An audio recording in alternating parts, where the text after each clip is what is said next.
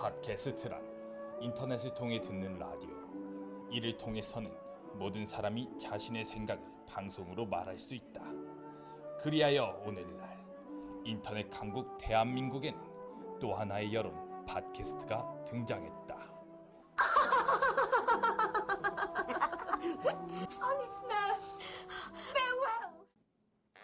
있는 그대로 날 것을 보여드리는 한국 여론방송에서 한 주간의 팟캐스트 만나보는 시간입니다.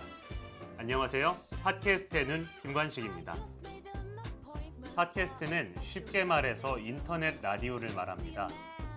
자유롭게 방송할 수 있다는 점에서 많은 분들이 이용하고 계신데요.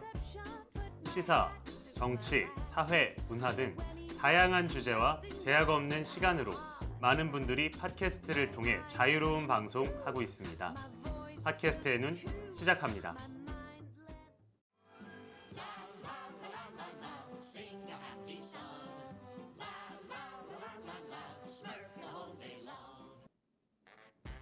한 주간에 가장 인기 있고 재밌었던 에피소드를 모아 만든 팟캐스트 TOP.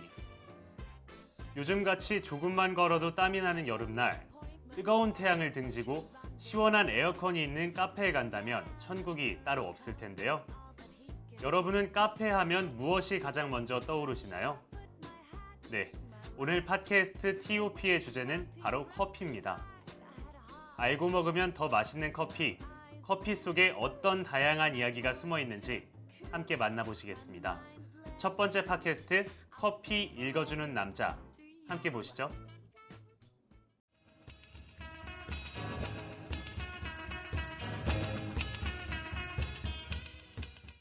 안녕하세요. 커피 읽어주는 남자 구대입니다.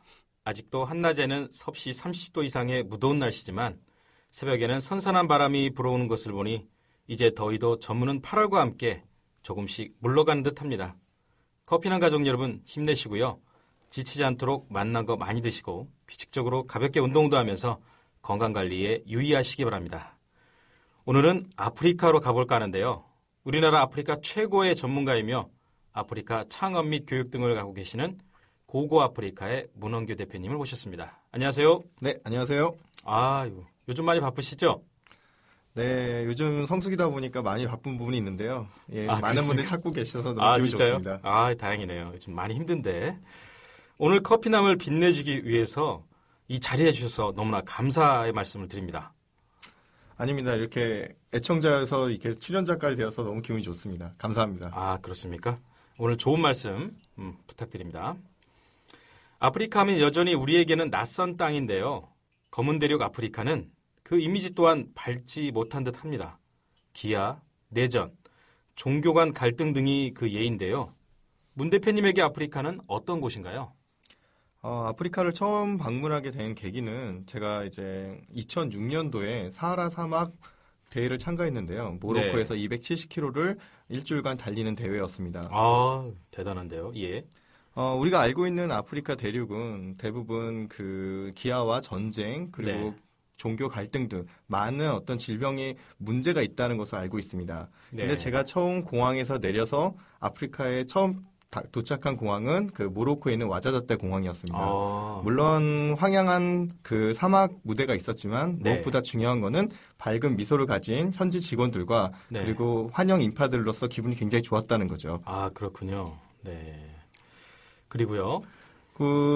제가 알고 있었던 아프리카는 한 개의 나라가 아니었고요. 많은 50여 개 국가로 구성되어 있고, 그리고 다양한 인종과 그리고 수많은 언어가 공존하고 있다는 것을 알 수 있었습니다. 근데 우리는 아프리카에 한 곳만 사건이 발생하면 그게 전체 대륙에 생긴 것처럼 인식을 하였었습니다. 그러니까 예를 들어서 제가 이제 모로코 시장에 딱 돌아가서 저는 아프리카가 너무 좋아요라고 얘기를 하니까 그 사람들도 저도 아시아 사람이 너무 좋습니다라고 말을 하더라고요. 재밌네요. 예. 그렇군요. 그래서 제가 생각하는 아프리카는 사실 우리가 알고 있던 인식과 너무 달랐고요. 그다음에 우리와 똑같은 생각과 그리고 문명이 많이 들어갔었습니다. 그리고 자기의 역사와 그리고 문명에 대한 자부심이 굉장히 강했다는 것이죠. 그래서 우리가 아프리카를 접근할 때 단지 우리가 알고 있는 선입견보다도 그들과 우리랑 똑같다는 생각을 먼저 생각하면서 그리고 우리가 마음의 문을 열고 접근하는 게 굉장히 중요하다고 생각합니다. 아프리카면 한 나라가 아니다. 수많은 나라들의 그 대륙이라는 거죠. 네. 그리고 무엇보다 중요한 거는 제가 충격적이었던 거는 네. 대한민국이 많이 발전을 하였지만 네. 아프리카 대륙에서는 많이 알려지지 않았다는 점이었는데요. 아, 그렇습니까? 네. 그래서 저는 제가 알고 있는 대한민국은 경제 강국, 10대 강국에 네. 또 외교력도 굉장히 그 반기문 사무총장까지 배출한 훌륭한 우리 자랑스러운 대한민국, 물론 그들도 그렇게 생각할 수 있겠지만 네. 그들이 제일 처음에 한국에서 왔다고 하니까 네. 박지성을 제일 먼저 얘기했습니다. 아, 박지성, 지성박. 네. 네. 박지성의 영향력을 느낄 수 있었던 부분이 많았고요. 그다음에 이제 제가 또 놀랐던 거는 그다음에 중국과 일본이 어마어마한 투자를 하였고 네. 대부분의 아프리카 인프라를 구축하는 데 굉장히 중추적인 역할을 하고 있다는 겁니다. 그 대가로 많은 이권을 챙겨가는데요. 반면 이제 한국은 이제 코이카라는 어떤 기관을 중심으로 해서 네. 국제 개발에 지금 점차적으로 늘려나가고 있습니다. 그리고 최근에는 뭐 삼성과 기타 이제 기업들이 거점을 확보하면서 내륙 쪽으로 지금 들어가고 있는 상황입니다. 아, 그렇군요. 말씀을 잘하시는데 방송 경험이 많다고 제가 들었습니다. 아, 대학 방송부 이제 VJ 출신입니다. 아, 진짜요? 네. 얼굴은 VJ 같지 않은데. 나이가 세월이 어쩔 수 없더군요. 아, 그렇습니까? 네. 대부분의 사람들이 아는 바와 같이 커피의 고향은 아프리카, 에티오피아입니다. 7세기경 카파 지방의 칼디라는 목동이 커피를 발견해 지금에 이르렀다고 알려져 있는데요. 커피가 생산되는 커피 산지 사람들에게 커피는 어떤 의미입니까? 특히 아프리카에서 말이죠. 제가 경험한 이제 북아프리카에서부터 남아프리카까지의 커피 문화를 생각해 보면, 네. 물론 대중적으로 커피 문화가 보편화된 곳은 에티오피아 그 사하라 이 위쪽 지역의 국가들이 주로 많이 커피를 먹었던 걸로 기억이 납니다. 그리고 손님이 왔을 때 직접 그거를 커피를 로스팅을 해서 네. 직접 갈아서 저희한테 네. 커피를 이제 주는 문화를 많이 경험했는데요. 네네. 반면 이제 케냐에서부터 밑에 쪽에서는 네. 우리가 일상적으로 느낄 수 있는 인스턴트 네. 커피라든가 혹은 이제 아메리카노 이런 쪽으로 대접받는 거 보면 아직 문명적으로 걔들은 원래 커피를 문화를 했었던 건 아닌 걸로 보입니다. 그리고 이제 커피 산업에 대해서 이제 생각을 해보면 네. 이제는 아프리카 전 대륙에서 대부분의 국가들이 커피를 생산하고 있습니다. 저희가 알고 있는 뭐 케냐라든가 네. 혹은 탄자니아 커피만 에티오피아 커피 이렇게만 유명한 것이 아니라 네.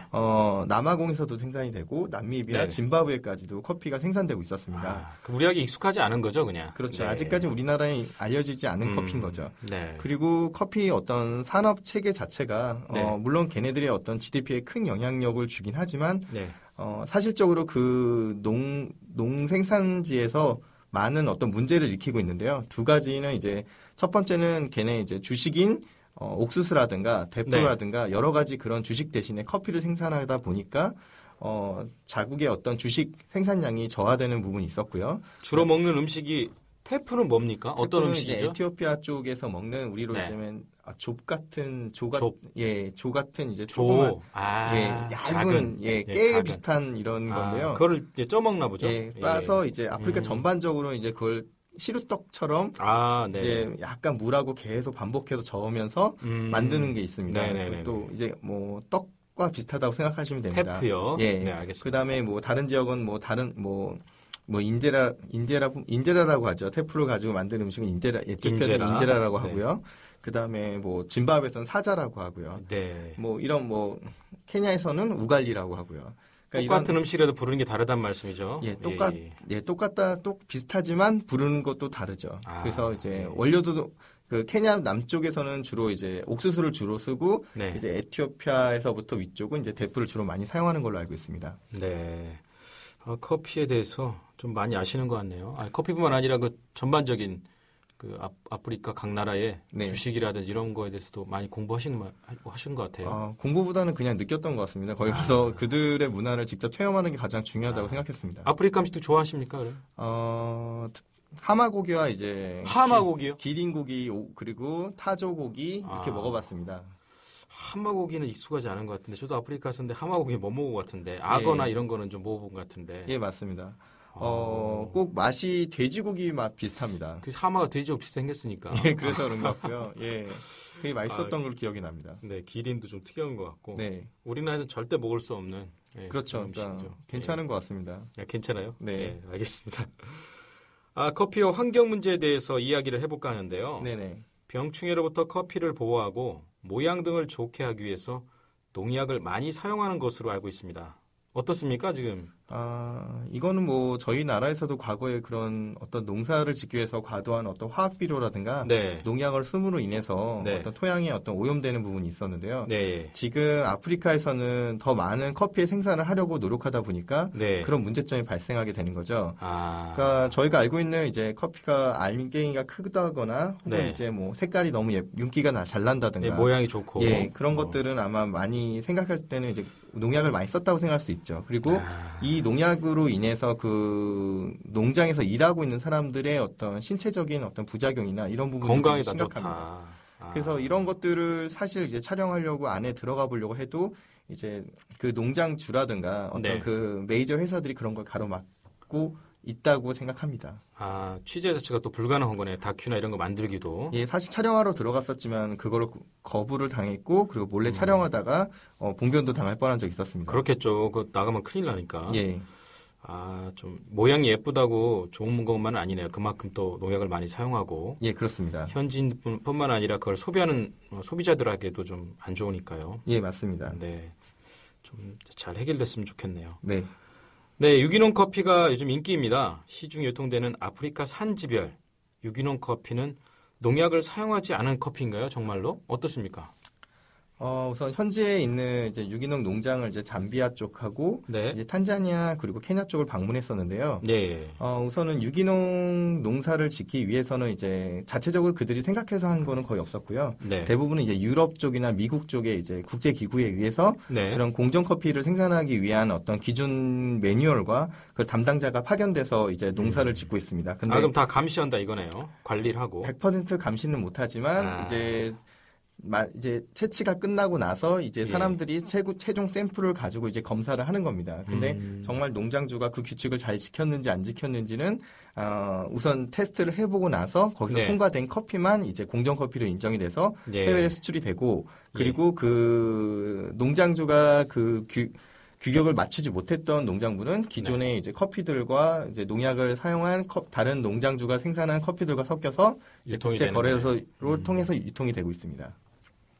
그럼 믿고 마셔도 된다는 얘기네요, 그죠? 어디까지나 그거는 이제 기관의 어떤 역량이지 어떤 국가들이 가지고 있는 이제 체계적인 어떤 그 식약청 기준 같은 것들이 잘 돼 있다면 모를까 어떤 기관에서 말을 하고 있는 부분에 대해서는 좀 더 생각해 보아야 될 것 같고요. 이런 것들을 이제 각 기관마다 차별화둘 것이 아니라 농약을 어느 정도 쓰면 안 되고 혹은 뭐 화학 비료는 어느 정도는 인정해주고 이런 것보다는 유엔 같은 국제 기구에서 어떤 식량 문제라든가 혹은 이런 저희가 기호식품 같은 이 커피들에 대한 농약이나 이런 기준을 통해서 정말 우리가 알고 있는 유기농의 기준을 국제적으로 관리를 한다면 좋지 않을까 생각합니다. 그렇군요. 네, 문은기 대표님은 아프리카에 관해 참으로 다양한 일을 하는 것으로 제가 알고 있습니다. 고고 아프리카죠? 예, 맞습니다. 왜 고고입니까? 가자. 예, 맞습니다. 맞습니까? 예, 맞습니다. 그렇군요. 제가 처음에 이제 고고 아프리카라는 이름을 정할 때 이제 젊은이들 사이에 인기 있었던 게 고고싱이라는 단어였습니다. 고고싱. 그러니까 젊은 친구들이 무슨 말을 할 때마다 고고싱이라는 말을 듣고 우리가 아프리카를 가야 되는데 그 말을 섞어야겠다고 생각해서 고고 아프리카라고 정하게 된 겁니다. 그렇군요. 어떤 일을 하는 곳이며 지금까지 어떤 프로젝트를 수행하셨는지 좀 말씀 부탁드립니다. 예, 우선은 제가 이제 아프리카를 처음 방문했을 때는 이제 전에 자원회사에 근무했었습니다. 자원이요? 예. 메탈을 생산하는 곳이었죠. 네. 그래서 거기서 이제 근무 경험을 가지고 아프리카를 갔었는데 제가 놀랐던 점은 그 일본과 중국에 대한 어떤 오래전부터 준비된 그런 사업들을 확인할 수 있었습니다. 근데 우리가 그들만큼의 자본력과 인력을 확보하지 못했기 때문에 지금 당장 그들을 따라잡기에는 많은 시간이 들 것이라고 생각했습니다. 그래서 제가 할 수 있는 역량에서 그걸 좀 더 앞당기기 위해서는 제가 가진 경험과 그리고 여기서 수행했던 여러 가지들을 젊은 미래 인재들이 직접 자기네들 배워보고 활용할 수 있는 기회를 제공하는데 포커스를 두게 된 것입니다. 그래서 1차적인 단계로 여행 컨텐츠를 시작했고, 여행, 그 다음에 어학연수, 그 다음에 워크캠프, 그 다음에 이제 전문 기관에 대한 원정대 리서칭, 그리고 컨설팅, 그 다음에 지금 현재는 이제 무역까지 연결을 해서 지금 사업을 단계적으로 늘려나가고 있습니다. 많은 분들이 지금 아프리카 나가 있죠? 교육받은 분들이? 예, 맞습니다. 잠시 후에 그분들도 좀 소개해 주시고, 예, 알겠습니다. 어떤 서비스를 하시는지 궁금합니다. 아프리카는 참, 기회의 땅이기도 하지만 잘 모르기 때문에 연결이 잘 안 돼요. 네, 맞습니다. 사실 저 역시 4, 5년 전에 전 세계 커피 농장을 찾아 1년 넘게 돌아다닌 적이 있습니다. 쏘다녔다고 하죠. 예. 그때만 해도 커피 농장을 소개해 주거나 인터넷 등의 정보가 거의 없어 맨 땅에 헤딩하듯 정말 어렵게 커피 농장을 경험했습니다. 듣기로는 요즘 고가 아프리카에서는 현지 아프리카 사업자들과 파트너십을 통해서 이런 서비스를 한다고 하던데요. 맞습니까? 네, 맞습니다. 그러면은 예를 들어서 뭐 아프리카 산지 커피 농장을 방문을 원하시는 분들을 위해서 소개를 좀 부탁드리겠습니다. 네, 우선 제가 이제 케냐하고 에티오피아 방문했을 때 커피 농장을 개인이 방문하기 굉장히 어려웠습니다. 어렵죠. 예. 그리고 여행 상품도 그게 보편화되어 있지 않았었고요. 네네. 그리고 저희가 원하는 생산 공정 전 과정을 보는 데는 한계가 있었습니다. 맞습니다. 그래서 이제 그 농장주를 만나보고 그리고 관계자들과 협상을 하면서 네. 저희가 이제 양성된 인재들이 현재 아프리카의 케냐와 탄자니아 그리고 에티오피아 그리고 남미비아 이 지역으로 진출하여서 예. 커피 농장주와 계약을 맺고 거기서 예. 이제 커피 농장 방문에 대한 부분부터 최종 생산 단계 포장까지의 과정을 직접 체험할 수 있는 프로그램을 제공하고 있습니다. 그럼 고가 아프리카를 통하면 그 파트너십을 통해서 그분들과 연결이 되고 그분들에게 그런 서비스를 받을 수 있는 거네요. 예, 그렇습니다. 저희가 이제 그 업체 연락처라든가 네. 중간에서 저희가 대행하지는 않고 그 협상하는 과정이나 소통하는 방법, 접수하는 방법 모든 것들을 다 제공하고 있습니다. 자료를 무료로. 무료로? 예, 무료로 제공하고 있습니다. 이게 웬일인가요? 많은 분들 좀 관심을 가질 것 같은데요. 많이 이용을 해주시기 바랍니다. 이번에는 좀 무거운 주제를 다룰까 하는데요. 바로 커피 농장과 거기서 일하는 인부의 임금 문제입니다. 사실 커피 농장 하루 일당은 얼마나 되며 현재 그 임금은 현지 경제 사정을 고려했을 때 적당하다고 보시는지요? 사례를 들어 설명 부탁드리겠습니다. 예, 우선 에티오피아를 기준으로 말씀드리겠습니다. 네. 보통 그 일하는 대상들이 네. 청년들이나 어떤 성년들이 아니라 네. 주로 이제 노인들이나 그 연약자들 그리고 어린이들이 주로 많이 일을 하고 있습니다. 현재도요? 예, 그렇습니다. 임금 같은 경우는 보통 하루 일 기준 $1 미만이고요.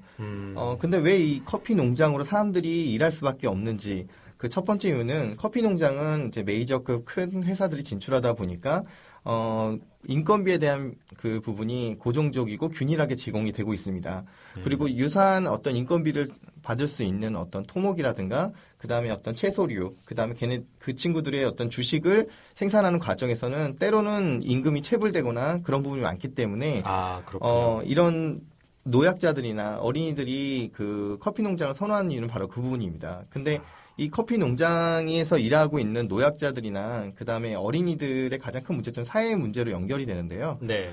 노약자 같은 경우는 어떤 질병이 가속화됨으로 인해서 그들의 어떤 삶의 리빙 퀄리티가 저하되고 그게 범죄랑도 연결되는 부분이 있고요. 그다음에 어린이들 같은 경우는 자기들이 교육을 받아서 성장해서 더 큰 사회적 인재로 성장하는 과정들을 경험하지 못하기 때문에 네. 결국 그 친구들은 우리가 알고 있는 어떤 사회 진출보다는 어떤 범죄라든가 혹은 어떤 잘못된 질병이 걸릴 수 있는 노출이 되는 부분이 많다고 생각합니다. 그러니까 커피 농장 임금이 적어도 임금을 떼일 염려가 거의 없기 때문에 그쪽에 그렇습니다. 많이 간다는 말씀이군요. 네, 맞습니다. 임금을 떼면 안 되는데 아프리카에서 그런 일이 많이 있군요. 네, 맞습니다. 네. 아프리카 사람들은 제 생각에는 그리고 많은 분들 생각에는 원두를 절구에 빻아서 이렇게 끓여 마실 것 같습니다. 네, 근데 맞습니다. 저도 봤지만 현실은 그렇지 않더라고요. 네, 맞습니다. 그건 역시 다국적 회사와 현지 나라별 인스턴트 커피가 대세였어요, 사실은. 네. 왜 그렇죠? 그리고 몇 가지 인스턴트 커피에 대해 소개를 좀 부탁드리겠습니다. 나라별로. 네. 우선은 제가 이제 에티오피아를 갔을 때는 그 수도가 아디스아바바입니다. 네. 우리가 알고 있는 이제 아메리카노 같은 스타일의 커피가 네. 커피숍에 이미 많이 들어가 있고요. 네. 그다음에 이제 그 전통 커피 방식을 이제 세레머니를 직접 어떤 민속촌이라든가 상품이죠, 그건 예, 그렇죠. 사실. 예. 사실은 그들이 평소 때 집에서 그렇게 그렇게 먹는 안 게 하죠. 거의 없다는 거죠. 예, 그렇게 안 이제 하죠. 오지라든가 시골 이제 남쪽이나 북쪽에 아주 차로 한 하루 이틀 정도 가야 되는 그 거리 네. 시골에서는 이제 그런 우리가 전통적인 방식을 볼 수가 있습니다. 네. 그리고 이제 나라별로 본다면 케냐 밑으로는 네. 그런 광경을 사실 볼 수가 없습니다. 시골에 없겠죠. 갈지라도. 예. 그렇죠. 예. 캔으로 돼서 저희가 네. 알고 있는 파우더 커피를 네. 이제 그 물에 타서 먹는 방식인데요. 네. 에티오피아는 이제 예가체프라는 커피가 유명하고요. 예가체프라는 브랜드가 있나 보죠? 예, 맞습니다. 예, 원두처럼. 그 지역 네. 이름을 따서 네. 에티오피아는 전반적으로 이제 그 지역명을 딴 커피가 아닌데 그렇죠. 이게 제일 유명하고요. 케냐는 아웃 오브 아프리카. 영화 이름인데요. 예, 맞습니다. 이걸 컨셉으로 해서 여행 상품도 있고요. 그렇군요. 그리고 탄자니아는 이제 킬리만자로 커피. 이게 산이 또 있으니까. 네, 맞습니다. 그렇군요. 그리고 이제 짐바브웨 같은 경우는 라류라는 커피가 있습니다. 라류. 네, 그렇습니다. 저도 참 인스턴트 커피를 마셔봤습니다. 아프리카에서. 그런데 사실 깜짝 놀란 게 거기에서 그 봉지 커피를 제가 딱 뜯어서 컵에다 딱 넣었는데 땡가랑 소리 나더라고요. 근데 거기에 보니까 새로 된 그 동그란 고리가 나왔어요. 그래서 깜짝 놀랐습니다. 이거 아프리카 리스크가 아닌가 그런 생각이 들었는데. 네, 맞습니다. 근데 그렇게 이제 커피가 우리나라로 수입되는 경우는 없고요. 없죠. 그렇게 대부분이 이제 생두로 수입이 되거나 네네. 이제 어느 정도 가공이 돼서 온 상태이기 때문에 그렇게 완제품으로 들어오는 경우는 없습니다. 근데 아프리카의 어떤 현지 공정이라든가 예를 들어 그런 경우가 있습니다. 뭐 남아공을 제외하고 대부분의 아프리카 국가가 전기가 부족합니다. 그렇죠. 전기가 부족하죠. 근데 이제 생산을 하는 과정에서 네. 이제 낮에는 전기 수요가 많으니까 네. 저녁에 노동을 하다 보면 이제 가끔씩 전기가 나가다 보면 이제 중간에 공정이 불이 꺼지고 진짜요? 기계가 이제 나가는 과정에서 아마 그런 상황이 생기지 않을까라는 생각을 합니다. 하필이면 제 커피에 그게 들어있어가지고. 뭐 앞으로 나아질 거라고 생각합니다. 그렇죠. 알겠습니다. 하여튼 굉장히 좋은 말씀해 주셔가지고 현지 사정에 대해서 이해가 좀 빨리빨리 되는 것 같습니다. 오늘 방송 해보시는 거 어떻습니까? 우선 제가 차를 운전할 때 주로 이 방송을 많이 들었는데요. 네네. 직접 이렇게 출연해서 들어보니까 또 앞에 구대 대표님 목소리도 훨씬 좋고요. 저도 이렇게 마이크를 통해서 들려오는 제 목소리도 너무 신기한데요. 감미롭습니까? 네. 다시 빨리 완성된 작품을 보고 더 기뻐했으면 좋겠습니다. 알겠습니다. 오늘 질문이 무겁고 어려워서 준비하느라 힘드셨죠?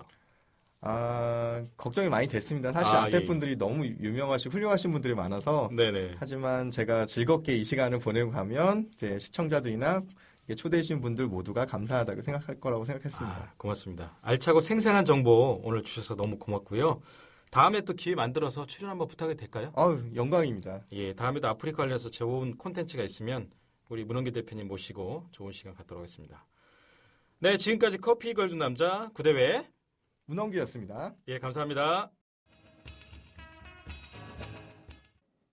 첫 번째 팟캐스트 커피 읽어주는 남자였습니다. 평소 생소했던 아프리카 커피와 문화에 대해 조금 더 관심을 가질 수 있었는데요. 또한 유기농 커피에 대해 다시 한번 개념을 정립할 수 있었던 소중한 시간이었습니다. 댓글 보겠습니다. 우화요님, 카페에서 직접 녹음하신 것 같아요. 훨씬 부드럽고 커피남처럼 느껴지는 목소리입니다. 흥하세요. 커피 읽어주는 남자. 라는 의견 남겨주셨고요. 아메리카노님, 무심히 마셨던 커피인데 거기에 얽힌 이런저런 이야기들의 새로운 세계를 보는 것 같습니다. 전 요즘 제게 맞는 커피를 찾고 있는 중입니다. 그동안 무턱대고 마셨네요. 라는 의견을 남겨주셨습니다. 이에 대한 답변으로 구대회님께서 본인에게 맞는 맛있는 커피를 즐기시길 바랍니다. 애청해주셔서 감사합니다. 라는 답글 남겨주셨습니다. 마지막으로 알매님, 바리스타를 이해하는 데 매우 중요한 방송이었습니다. 항상 열정적인 방송과 진심 느끼고 있습니다. 감사합니다. 라는 의견 남겨주셨습니다. 다음은 2주의 팟캐스트 시간입니다. 오늘 소개해드릴 팟캐스트는 꽤 오랜 시간 우리 곁을 떠나 있었던 정봉주 전 의원의 복귀작 정봉주의 전국구입니다. 이번 팟캐스트는 이전과는 다르게 국내뿐 아니라 국외의 이슈까지 다룬다는 점에서 차이가 있는데요. 두 번째 팟캐스트 정봉주의 전국구 만나보시죠. Now you're listening 정국구. 근데 7월 1일 날. 네. 7월 1일 날 무슨 일이 있었습니까? 자위대와 관련된 행사였죠. 그렇죠. 예, 6월 30일이죠. 7월 1일 전날 신주쿠 남쪽 출구에서 젊은 남성분이 분신을 시도하셨어요. 네. 근데 일본에서 분신이라는 것은 아주 좋은 의미가 아니죠. 일본은 분신사바. 분신사바. 분신사바가 뭐야? 몰라? 영화를 그렇게 많이 봐놓고. 네. 예, 근데 그것은 지금 현재 한국에서 보도가 되고 있지만 일본에서 헌법을 개정하지 않은 채 네. 일본 자위대를 해외에 전쟁하는 곳으로 파견을 하려고 하는 네. 그런 아주 일본에서는 이해할 수 없는 이러한 지금 사태가 일어나고 있죠. 이것에 대해서 일본 사람들이 답답해하지만 네. 누구도 그게 대중운동을 크게 되지는 않았기 때문에 한 남성분이 분신 자살을 시도하셨지만 일본 사람인가요? 예, 일본의 중년분이셨던 것 같아요. 근데 언론에 안 나오더라고요. 여기 언론에 안 일본에서는 그렇죠. 아사히신문에서도 아주 작게 기사가 났지만 일본에서는 NHK 안 나옵니다. 예, 그렇게 나오지 않죠. 일본 특히 데모한다든지 집회하는 뉴스는 신문에서 거의 다뤄지질 않고 네. 전국에서도 지금 많은 실제 현재 지금 헌법 개헌 해석이라고 하는데 네. 구체적인 절차를 밟지 않고 예. 내각에서 예. 헌법을 바꾸려고 하는 거죠. 아니 헌법을 해석을 다시 한다는 건데 예. 헌법상 잘못됐다는 거 아니에요. 그러니까 헌법을 무시하겠다는 거네요. 아베는. 기본적으로는 그렇죠. 예. 그러니까 7월 1일 날이라는 것은 아까 질문을 하셨던 것은 7월 1일은 1954년에 일본이 자위대가 창설된 해이죠. 한국 전쟁 후네요. 그렇죠. 한국 전쟁 직후에. 원래 자위대의 성격이라는 것은 한국 전쟁이 터지면서 예. 자위대는 급조돼서 만들어졌어요. 원래 자위대의 성격은 일본은 45년 이후에 미국의 GHQ가 일본을 점령했었죠. 예. 그렇기 때문에 일본은 일본 군인과 경찰이 다 해체된 상태죠. 네. 근데 1950년에 갑자기 한국 전쟁이 터졌죠. 예. 그랬을 때 일본에 있는 미군이 한국으로 파병을 가야 되는데 그렇다면 일본은 누가 지키느냐는 거죠. 그래서 미군을 대신해서 일본 내에서 소요가 일어나면 되지 않기 때문에 막 급조됐던 게 자위 경찰 그렇죠. 의미야. 이게 그러니까 초기에 경찰 자위 경찰이에요. 경찰. 그러니까 일본 자위 경찰의 초기의 특성은 미군을 대신해서 일본을 통제하겠다는 기구였다는 거죠. 근데 이게 한국 전쟁이 끝나고 나서 이제 54년에 7월 1일자로 공식적으로 자위대로 이름을 바꾸게 된 거죠. 자, 자위대가 예. 역할을 계속했습니다. 91년도에 그렇죠. 그 중동에 이제 첫 파병이 되죠. 그때도 그렇죠. 크게 논란이 있었는데 예. 그때는 뭐 미국이 원하니까 그 전투병이 아니다 뭐다 이렇게 했습니다. 그 이후에 아프가니스탄도 있었고요. 몇몇 소요가 되는데 이렇게 파병했었는데 그때마다 헌법 논란이 거세게 일었죠. 일본의 참 많이 하네 그래도. 예. 주진우 기자는 많이 아니 아세요. 기자 맞네 이거 진짜 진짜. 빨리 그러니까 좀 일본의 시간 예. 많아 좀 천천히 해. 당신 그러세요? 시간 없어요. 교수님 지금 오늘 지금 한국 들어가야 되거든요. 천천히 했는데 비행기 못 타게 천천히. 예. 그 일본의 헌법과 일본 자위대에 대해서 조금 이해하실 필요가 있는데 네. 예, 일본 헌법은 쉽게 말하면 두 가지 특성이 있어요. 그것은 선에는 일본의 천황이 일본의 모든 국체의 중심이었죠. 예. 근데 일본의 천황을 신에서 사람으로 떨어뜨렸죠. 그래서 상징 천황제. 천황은 더 이상 힘을 갖지 않고 상징적인 존재다. 이게 일본 헌법의 특성이죠. 그리고 또 하나 일본 헌법의 특성은 구조를 가지고 있죠. 헌법 구조. 헌법 구조는 첫째, 일본은 절대 전쟁을 하지 않는다. 네. 둘째, 일체의 무력을 갖지 않는다. 예. 셋째, 적이 공격을 해도 교전하지 않는다.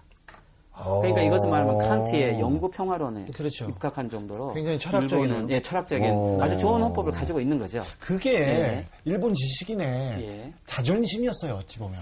근데 이제 이 헌법은 예. 실질적으로 아주 좋은 헌법인데 일본 내에서는 이게 헌법이 만들어지는 과정에 원래 일본의 전전 세력들은 솔직히 말하면은 이런 평화 헌법을 만들려는 생각이 없었어요. 네. 그들은 헌법 초안을 내놨을 때 천황이 그대로 다시 상징의 중심이었고 여성들에게는 선거권도 주지 않았고 그러면 전전의 일본의 메이지 헌법, 제국 헌법과 전혀 다르지 않은 헌법을 가져온 거죠. 네. 이것을 메가더가 당시 보고 이대로는 안 되겠다 싶어서 미국이 여기에 새로운 헌법안을 초안을 내놨고 2차 세계대전 이후에 47년에 일본 헌법이 만들어지는 과정이죠. 예. 그래서 결국에는 미국에 물론 메가더 안이 나왔지만 이것은 또한 일본 사람들이 그 평화 헌법의 기본 틀을 전체 국민들에게 제안을 했고 국민들은 이 미국의 일본의 전전의 군국 세력들이 아닌 새로운 평화 헌법안을 일본인들이 동의했기 때문에 이것은 일본인들이 만든 헌법이죠. 사실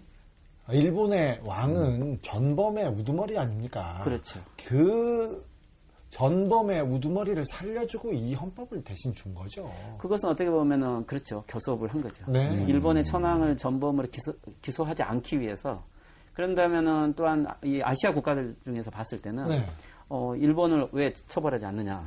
그리고 일본이 다시 언제든 전쟁할지도 모르지 않느냐. 그렇죠. 이것을 위해서 아시아 사람들을 설득하기 위해서도 구조라는 것은 필요했는지도 모르죠. 그래서 내놓은 건 아니죠. 근데 이제 구조가 되어 있지만은 구조는 그렇게 쉽게 말을 하면은 구조가 자기가 말하면 우리가 누구에게 공격을 받았을 때 당연히 누구든지 자기는 거기에 대해서 방어할 권한이 있는데 일체 이 방어한다는 자위권이라는 것을 헌법 구조에는 마치 없는 것처럼 보였죠. 그렇지만 이 헌법이 그래서 일본에서 승인됐을 당시부터 우리가 보면 쉽게 말하면 자위권은 두 가지가 있어요. 하나는 개별적 자위권이라는 것과 집단적 자위권이라는 거 있죠. 지금 문제가 된 건 집단적 자위권이죠. 집단적 자위권이라는 것은 무력 군사력이 전체적인 다른 동맹국에 대해서도 내가 그 동맹국을 구할 수 있게끔 공격하러 같이 나가주는 것이고 개별적 자위권은 나에게 공격이 왔을 때 나가 왔을 때 나 스스로를 방어할 수 있는 자기 방어권이죠. 그래서 이 초기 일본 헌법이 47년에 승인됐을 때부터 실제 일본 헌법은 동맹국을 도와주러 가는 집단적 자위권은 존재하지 않지만 일본 헌법 자체가 모든 무력을 포기하고 있는 게 아니고 최소 자기 방어권. 일본은 그래서 초기부터 개별적 자위권이라는 것은 있었다. 가지고 있다. 가지고 있다. 이것을 계속 인정을 하면서 평화헌법 구조를 가지고 온 거죠. 그렇다면 일본 사람들은 자 우리가 일대 모든 무력을 갖고 있지 않다면 우리는 어떻게 보호하느냐. 그랬을 때 미국이 자 우리가 일본을 보호해주겠다. 군사 우산을 해주겠다라고 했기 때문에 일본은 평화헌법을 또 받아들였을 수도 있죠. 그래서 그렇지만 미일 안전보장의 논리는 모순을 가지고 있는 게 미국은 일본이 공격을 받을 때 도와줄 수 있지만 일본은 미국에 대해서 도와줄 수 없다. 왜 그러냐면 평화헌법 구조가 평화헌법 구조. 일본은 무력을 행사하지 못하기 집단적 자위권을 행사할 수 없기 때문에. 없기 때문에. 그래서 미일 안전보장 속에서 일본은 구조를 가지고 자기의 개별적 자위권이 있다는 속에서 전후를 계속 해왔던 거죠. 그렇지만 이번에 지금 문제가 되죠. 7월 1일 날 뭔 짓을 한 거예요? 그렇죠. 7월 1일 날 그래서 이제 일본은 지금까지 적이 우리를 공격해 올 때만 우리가 최소 방어를 할 수 있다는 그것을 우리가 전문 용어로 전수방위라고 하죠. 지키는 것을 전제로 하는 방위권이었던 거죠. 근데 7월 1일 날 이제 이것을 바꿔서 우리의 동맹국인 미국이 공격을 받았을 때 또는 미국하고 다른 지역에 가서 전쟁을 하고 있을 때 우리의 동맹국이 공격을 받았을 때 일본은 거기에 지원을 할 수 있다. 자, 헌법을 안 바꾸고 그게 헌법을 가능한가? 바꾸지 않고 이걸 했다기 때문에 논쟁이 되고 있는 거예요. 헌법을 바꾸려고 아베도 그렇고 그 전에도 계속 노력한 사람들이 있었어요. 한 두 번 크게 그렇죠. 좌절됐지 않습니까? 그렇죠. 그래서 편법을 써서 헌법은 두고 헌법을 해석하는 거를 달리해서 애둘러 해석해서 이제 전쟁을 할 수도 있다 이 얘기를 하는 거네요. 그러면은 예를 들면 미일 안전보장 조약이 처음 만들어진 게 1960년입니다. 60년에 미국은 일본을 이 군사력을 갖고 있지 않는 게 너무나 불편했던 거죠. 60년 이후에 갑자기 베트남 상황이 악화되고 또 한국에 대한 상황도 변했기 때문에. 그런데 헌법 구조가 있는 한은 어려워서 일본에게 솔직히 말하면 헌법 개정을 요구를 했던 것은 오랫동안 미국의 요구 미국이 요구했던 그렇죠. 건가요? 미국이 요구했던 거고. 그렇지만 일본 내 보수 세력도 이것은 아까 말했던 것처럼 미국의 압력에 의한 헌법이기 때문에 바꾸고 싶다는 의혹이 일본 보수 중에서는 계속 있었고. 그렇지만 오랫동안 일본의 시민 사회는 평화운동 세력들은 전쟁 또는 무력을 가지 않는 것 속에서 경제 발전만을 하는 게 이익이라고 생각을 했기 때문에 일본은 지금까지 헌법을 지켜왔던 거죠. 거기에 등장했던 게 아베 내각이 2000년도 중반에 등장을 하죠. 결국 잘못된 정책으로 아베 1차 내각은 실패하고 그만뒀죠. 자, 2차 내각이 2012년에 등장을 해서 지금 문제가 되었던 거죠. 아베는 생각을 좀 바꿨어요. 처음부터 헌법을 이야기하기에는 일본 경제 상황도 너무 안 좋고 그래서 아베노믹스라는 반대 세력도 여전히 국민들의 여론이 반대죠. 그래서 일단은 경제를 먼저 하는 신용을 했기 때문에 이게 아베노믹스가 먼저 와서 등장을 했고 조금 경제가 그래도 숫자로는 조금 좋아지니까 여기에 이제 헌법 개정안을 본심을 드러낸 거죠. 그렇지만 헌법 개정안은 1차 내각이 실패를 했기 때문에 방식을 바꾼 거죠. 이것은 뭐냐면 지금 현재 일본의 헌법에 96조가 있는데 96조는 헌법 개정과 관련된 규정이에요. 일본에서 헌법 개정을 하려면 개정안은 국회의원 3분의 2 이상이 발의를 해야만 헌법 개정안이 발의가 되는 거죠. 지금 현재 아베는 참여원, 중의원 다 자민당이 과반수 이상을 획득하고 있기 때문에 3분의 2까지는 안 되잖아요. 3분의 2는 안 되기 때문에 공명당이라든가 일본의 지금 보수 야당을 다 합치면 3분의 2 이상을 수 있다고 생각하는 거죠. 예. 그래서 국민투표는 가지 않더라도 국회에서 이 개정안이 나올 수 있는데 그렇다면 근데 이 3분의 2까지는 아직도 확보를 못하기 때문에 자 그러면 이 3분의 2 안을 바꾸려고 한 거죠. 그것은 뭐냐면 과반수로 바꾸려고 하는 거죠. 국회에서 과반수 이상만 돼도 이 헌법 개정안을 발의할 수 있도록 만들고 그러니까 지금 현재 있는 이 96조가 그렇죠. 어디에 속해 있는 법이에요? 이 헌법에 있는 헌법을 개정하기 위해서는 국회의원 3분의 2 이상의 발의안이 필요하다. 발의안이 필요한데 이것을 이제 3분의 2 이상으로는 안 될 것 같으니까 과반수만. 그러니까 그걸 바꾸기 위해서는 여전히 국회의원 3분의 2의 동의를 얻어야 되지만 그것 자체를 룰을 내놨을 때 대단히 꼼수를 쓴 거네. 이것에 대해서 말 그대로 꼼수죠. 그렇기 때문에 이것에 대해서 워낙 또 반응이 안 좋았던 것은 어떻게 축구를 하다가 중간에 룰을 바꾸느냐. 그렇죠. 그러다 보니까 여론이 안 좋아서 이 96조 안도 포기를 했죠.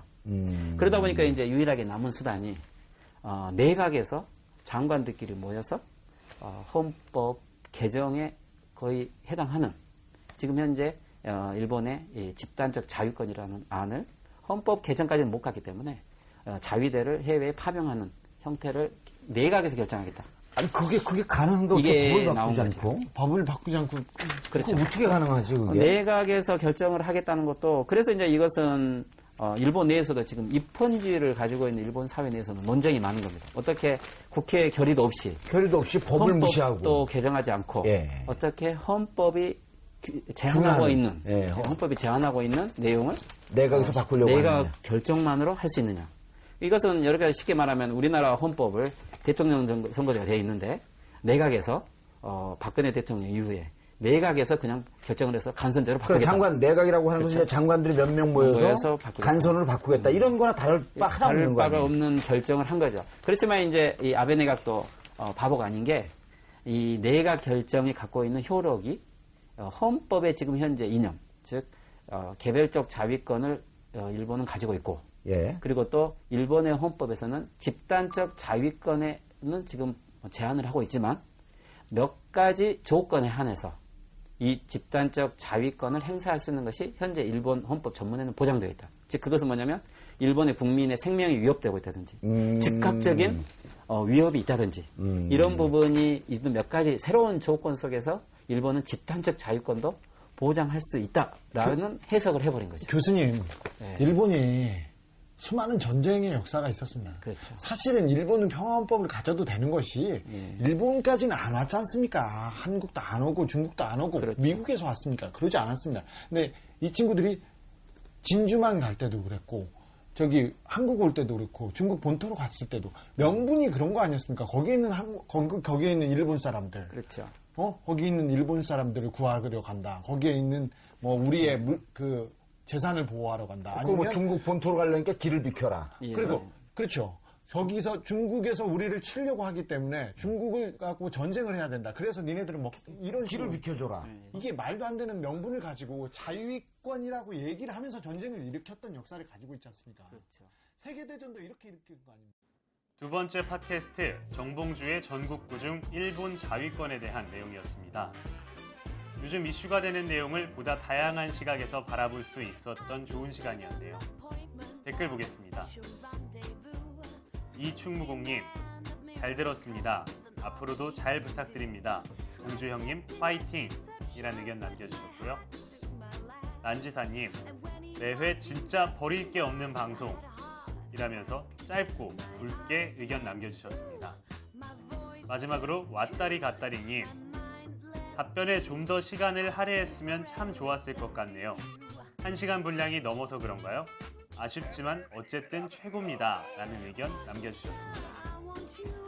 네, 앞서 일본의 집단 자위권에 대해 알아봤습니다. 정봉주의 전국구, 국내 이슈엔 어떤 시각을 가지고 있는지 알아볼 텐데요. 최근 이슈가 되고 있는 전교조, 전국 교직원 노동조합의 법의 노조에 관한 내용입니다. 무슨 의견이 있을지 함께 만나보시죠. Now you're listening 정국구. 자, 오늘 본론으로 들어가겠습니다. 전교조 지금 상황이 어떻게 됐는지 판결 결과를 말씀 좀 해주시고 우리 전국구 청취자분들 그리고 국민들이 잘할 수 있도록 조목조목 잘근잘근 이 아저씨들의 판결이 잘못됐다.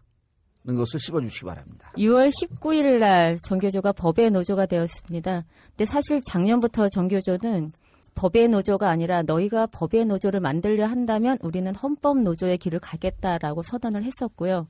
그럼에도 불구하고 6월 19일 날 그러한 판결은 전두환 그 독재 정권 시절에 노조 해산 명령이 부활했다. 역사의 시계가 87년으로 돌아갔다. 그러니까 87년 민주화 투쟁이 정말로 이렇게 만들어낸 그 모든 성과를 무너뜨리는 민주주의에 대한 완전한 후퇴다라고 생각을 하고 있고요. 그런 면에서 사실 지금 이제 정교조가 갖고 있는 게 많은 사업들 아마 이제 많이 이렇게 언론을 통해 들으셨을 거예요. 굉장히 뭐 지금 언론에서 많이 떠들고 있기 때문에 그러한 부분들이 단순하게 정교조 합법화를 위해서 저희는 진행하고 있지는 않습니다. 네. 그 넘어가기 전에요. 그 판결이 어떻게 내렸는지.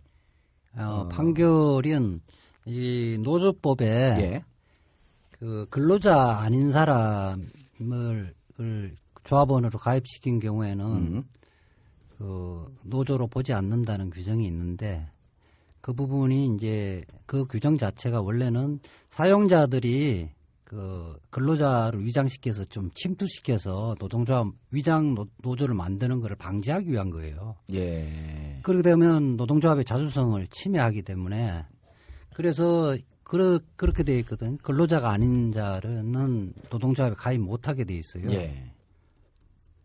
그런데 이 규정을 들어서 해고자는 근로자가 아니기 때문에 노동자가 아니기 때문에 그 사람 9명을 가입시켰기 때문에 이게 법이 인정하는 노조로 볼 수 없다. 그러니까 9명의 교사 선생님들은 완전히 해직됐나요? 아니면 지금 해직된 것을 무효 소송을 하고 있는 중인가요? 아니, 확정됐죠. 예, 확정됐죠. 대법원 판결로 나온 분들이에요. 그 9명이 해직됐는데 이분들이 있음으로 인해서 당신들은 법 내에 존재하는 노조가 될 수 없다. 그런데 이제 이게 이런 해석 자체도 문제가 있을 뿐만 아니라 이 법 교황 자체가 원래가 그 뭐 사용자들의 편에 서는 사람들, 뭐 총무부라든지 실질적으로 뭐 형식적으로는 조합 노동자지만은 실질적으로 사용자들의 이익을 대변하는 사람들, 이런 사람들은 노동조합에 가입 못하게 함으로써 노동조합의 자주성과 자율성을 법이 보장해주기 위한 규정이거든요. 그러니까 근로자가 아닌 자가 노동조합의 조합원이 될 수 없다라고 하는 것은 오히려 조합을 지켜주기 위한 조항인데. 그렇죠. 그러니까 불확지가 들어가서 노동 파괴 공작을 하게 하면 안 된다라는 취지예요. 이게 굉장히 재밌는 게 처음에 정교조한테 이 부분에 대해서 공문이 발송될 때 뭐였냐면은 정교조의 자주성을 지켜주기 위한 조치라는 그런 입장이었어요. 굉장히 저희가 아니 이게 무슨 말이야 이제 이랬는데요. 교육부에서 공문이 왔을 때. 그러니까 교육부에서 이 부분에 대한 그 입장을 표명을 할 때 작년 초기에는 뭐냐면 이 조항 그대로 정교조의 자주성을 지켜주기 위해서 이 부분에 대해서 이제 본인들이 점검을 하고 있다라는 입장을 표명을 했는데 굉장히 저희는 당황스러운 거죠. 그럼 실질적으로 이분들이 자주성을 훼손하고 있는지 아닌지 그거를 결정을 해야 되는데 그 부분이 없는 겁니다. 근데 문제는 이 부분에 시정명령 나왔을 때 우리 대의원대에서 그 투표를 했는데 80점 몇 프로가 해고자들을 조합원으로 인정하는 건 80 몇 프로 찬성을 했어요. 예. 그러니까 정교조의 조합원들은 다 찬성하고 있는데 정부가 나서서 우리가 자주성을 지켜줄 테니까 자주성을 지켜준다.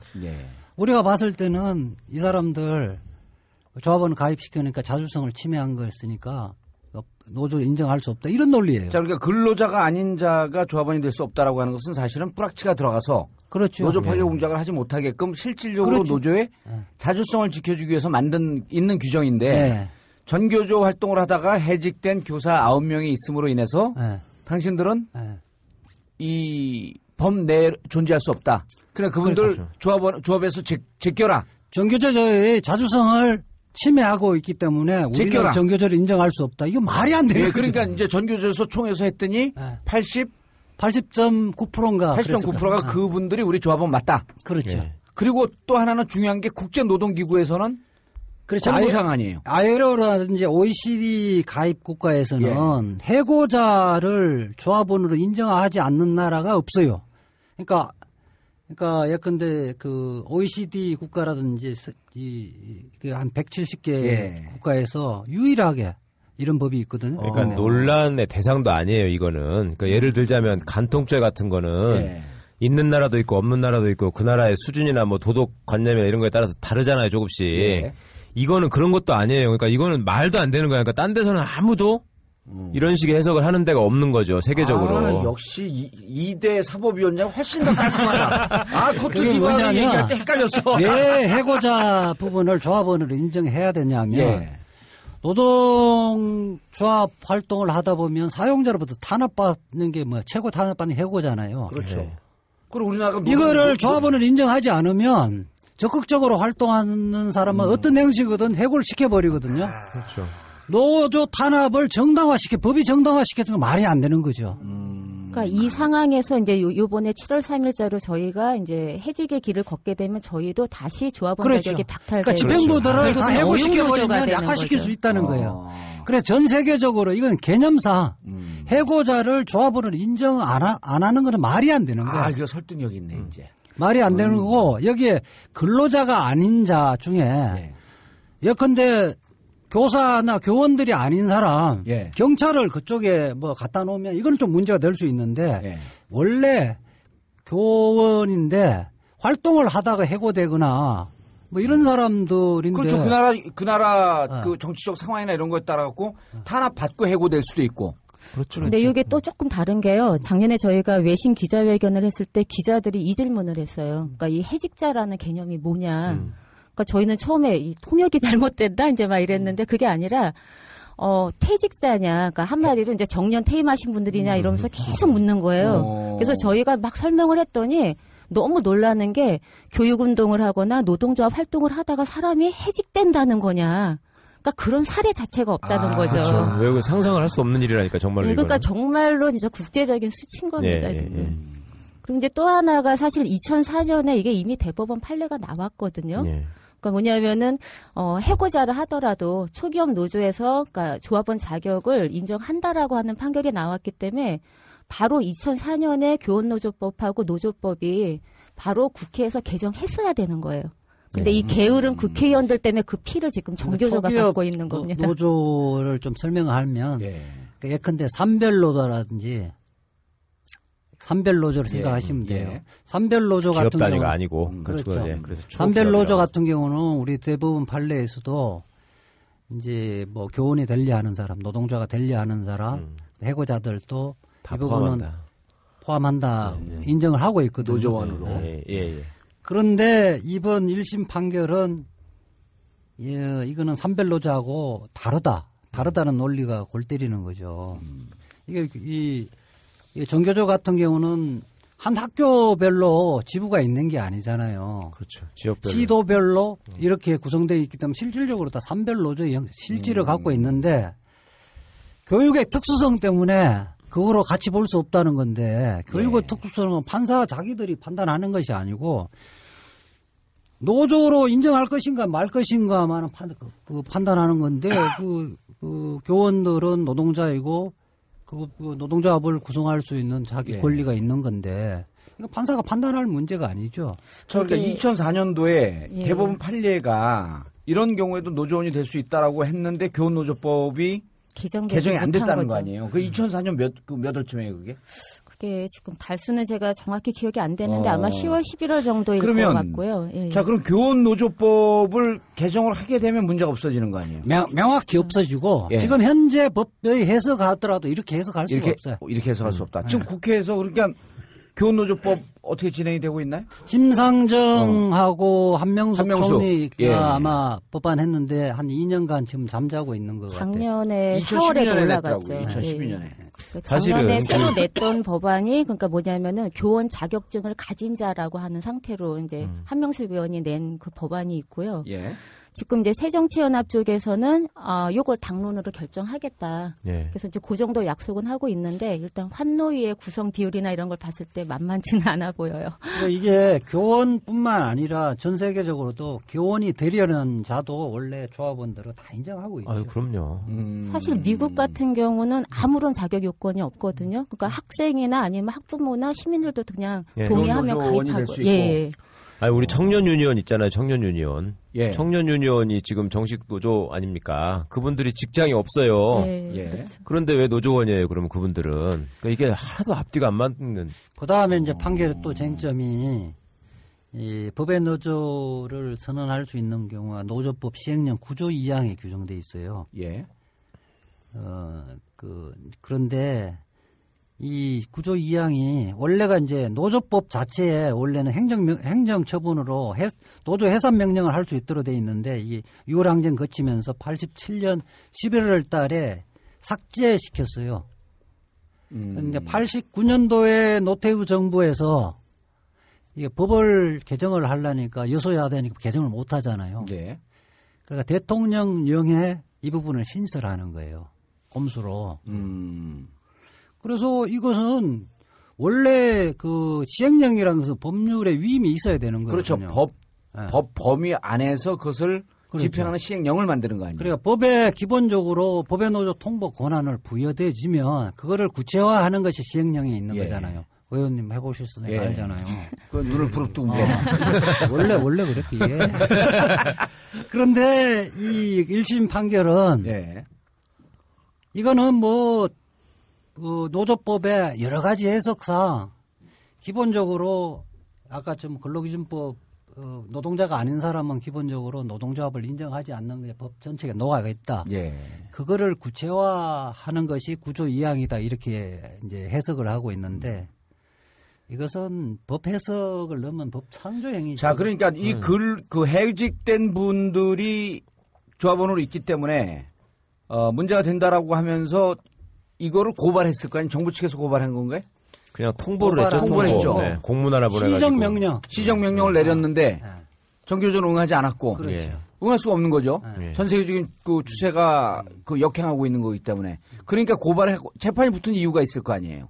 그렇죠. 그러니까 시정명령에 불응을 하니까 시정명령을 불응을 하면 우리 노조법에는 과태료는 이런 것만 물게 돼 있거든요. 네, 그걸 갖고 사실 100만 원 정도는 내고 있었어요. 그래요. 계속 과태료만 부과하는데 벌금만 법에 내면 되는 노조 거죠. 통보를 하거나 이런 건 법에 없어요. 근데 이게 아까 노조 아닌 통보는 원래 처음에 신고서를 냈을 때 서류가 좀 부실하거나 이럴 때 그때 반려하는 그런 거거든요. 근데 15년 동안 문제 삼지 않았던 거를 지금 와서 문제 삼은 거고요. 그러니까 제가 일반 국민들이 그게 궁금한 거예요. 이게 도대체 언제 누가 문제를 삼아갖고 이런 법의 판결을 받게 됐는지. 최초 행정명령이 언제 나왔죠? 그러니까 이게 사실은 그 이전에는 그러니까 규약 시정을 하라라고 하는 그러한 그 지시만 계속 내려왔었는데요. 이제 가장 근본적인 게 뭐냐면은 한 보수 단체가 정교조 홈페이지에서 정교조의 규약을 다운받은 거예요. 그리고 거꾸로 이거를 이제 제공을 한 겁니다. 이걸로 이제 정교조에 대해서 문제 제기를 하라라고 요구를 한 거고요. 2010년, 11년, 12년 이제 계속 이러한 부분에 논쟁이 됐을 때 그때까지만 해도 계속 규약 시정을 해라. 그다음에 하지 않으면 벌금. 네, 마지막 팟캐스트 전교조의 집단 노조에 대한 내용이었습니다. 댓글 보겠습니다. 베르네우님, 오늘도 변함없이 유익한 내용이네요. 오랜만에 주진우 기자도 반갑고요. 김어준 총수랑 같이 하든 따로 하든 상관없이 들을 방송이 많아서 좋네요. 라는 의견 남겨주셨고요. 본인님, 요새 너무 우울했는데 정국구 듣고 기분 좋아졌어요. 라며 기분 좋은 말 남겨주셨습니다. 마지막으로 LJN님, 좋네요. 분위기도 뭔가 화기애애한 분위기, 내용도 귀에 쏙쏙 들어오고 게스트분들도 참 좋네요. 라는 의견 남겨주셨습니다.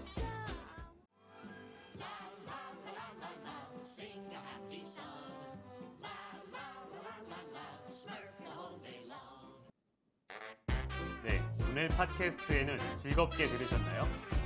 오늘의 주제였던 커피와 국내외 이슈. 팟캐스트라는 매개체를 통해 다양한 생각 들어볼 수 있었습니다. 팟캐스트의 눈, 오늘 준비한 순서 여기까지입니다. 팟캐스트의 눈은 항상 최고의 방송을 위해 노력하는 전국의 모든 팟캐스터들을 응원합니다. 한국 여론방송은 날 것 그대로를 보여드리기 위해 끝까지 노력하겠습니다. 시청해주신 여러분 고맙습니다.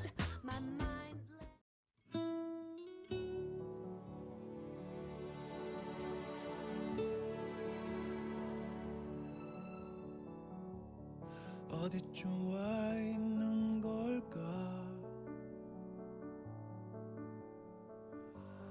가던 길 뒤돌아본다. 저 멀리 두고 온 기억들이 나의 가슴에 말을 걸어온다. 그토록 아파하고도 마음이 서성이는 것, 슬픔도 지나고 나면